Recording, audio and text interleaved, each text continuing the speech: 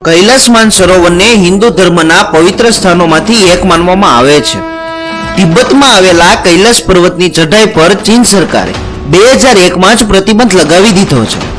પરંતુ 1990 થી 1996 ની વચ્ચે ચીનના વૈજ્ઞાનિકોએ ઘણીવાર આ પર્વત પર ચડવાના અને તેના રહસ્યો વિશે જાણવાના પ્રયત્નો કર્યા હતા. પરંતુ તે પ્રયત્નો એટલા ભયંકર સાબિત થયા કે ચીને ત્યાં જવા પર પ્રતિબંધ લગાવી દીધો. સૌથી પહેલા ચીને ચાઇનીઝ અને જાપાનીઝ એમ 17 વૈજ્ઞાનિકોની એક ટીમને કૈલાસ પર્વત પર મોકલ્યા હતા. તેઓ પર્વત પર ગયા પરંતુ પાછા ના આવ્યા. તેથી ત્યાં એક રેસ્ક્યુ ટીમને મોકલવામાં આવી. ત્યાં જઈને જાણવા મળ્યું કે તે બધા વૈજ્ઞાનિકોનું મૃત્યુ થઈ ગયું હતું. લોકો માનતા હતા કે તે બધાનું મૃત્યુ કમજોરી અને ખરાબ મોસમના લીધે થયું હતું, પરંતુ સાચું કારણ હજુ સુધી જાણવા નથી મળ્યું. તો પણ ચીને હાર ના માની, કેમ કે તેને જાણવું હતું કે જે કૈલાસ પર્વતને પવિત્ર માનવામાં આવે છે તેની ઉપર શું છે.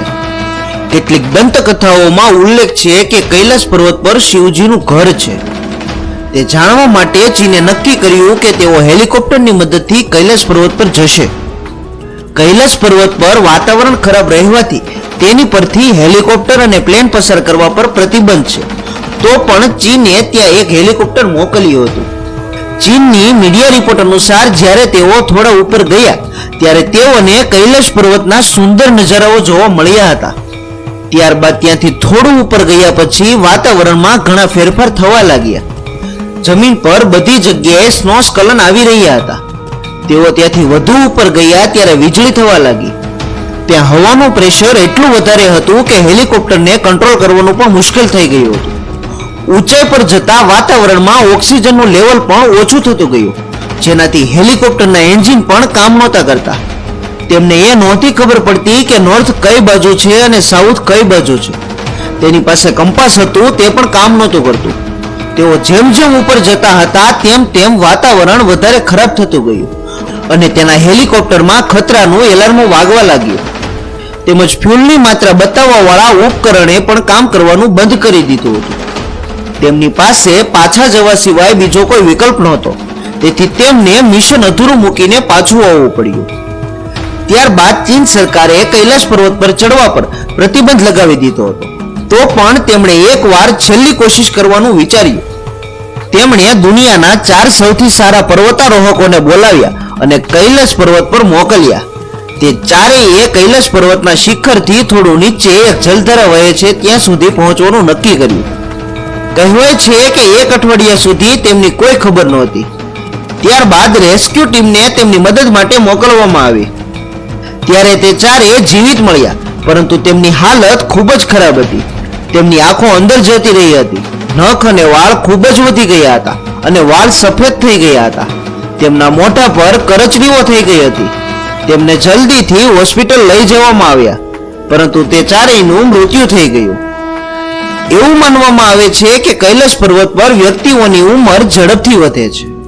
કહેવાય છે કે પર્વત પર ચડતી વખતે એક એવો પોઈન્ટ આવે છે જેને પસાર કર્યા પછી ઠંડી ખૂબ જ વધી જાય છે અને જેમ જેમ કોઈ ચેતવણી આપતા હોય તેવા અવાજો આવે છે.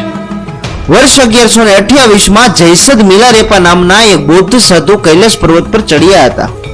કહેવાય છે કે માનવ ઇતિહાસના આ એક જ વ્યક્તિ હતા જે કૈલાસ પર્વત પર ચડ્યા હતા. તેઓએ નીચે આવ્યા પછી કોઈની સાથે વાત નહોતી કરી, જેથી કોઈને એ ખબર ના પડી કે ઉપર શું છે. તેઓએ તેના કોઈ લેખ કે ભાષણમાં એ નથી કહ્યું કે તેઓ કૈલાસ પર્વત ઉપર ગયા હતા. તેમનું સ્વાસ્થ્ય ખૂબ જ સારું હતું. તો પણ 7 વર્ષ પછી 1135માં તેમનું મૃત્યુ થઈ ગયું. ધરતીની એક બાજુ ઉત્તરી ધ્રુવ છે અને બીજી બાજુ દક્ષિણી ધ્રુવ છે અને બંનેની વચ્ચે હિમાલય આવેલું છે. હિમાલયનું કેન્દ્ર કૈલાસ પર્વત છે. એક રશિયન વૈજ્ઞાનિકે કૈલાસ પર્વત પર પુસ્તક લખ્યું છે. તેઓ માને છે કે પર્વત પર કોઈ ખૂબ જ મોટી શક્તિ છે જેને માણસો સમજી શકતા નથી. તેઓ કહે છે કે કૈલાસ પર્વતની અંદર પણ એક અલૌકિક શક્તિ છે. જ્યારે રાત થાય ત્યારે ડમરૂ કે ઓમનો અવાજ સંભળાય છે અને પર્વતની અંદરથી કેટલાક અવાજો પણ આવે છે. તેઓ કહે છે કે તે પર્વતની અંદર કોઈ રહે છે. તિબ્બતના જૂના પુસ્તકોમાં લખેલું છે કે કૈલાસમાં એક એવી જગ્યા છે જ્યાંથી સ્વર્ગમાં જઈ શકાય છે. ત્યાંથી જ બધા ભગવાનનો જન્મ થયો હતો અને કૃષ્ણનો જે છેલ્લો અવતાર હશે તે પણ અહીંથી જ આવશે.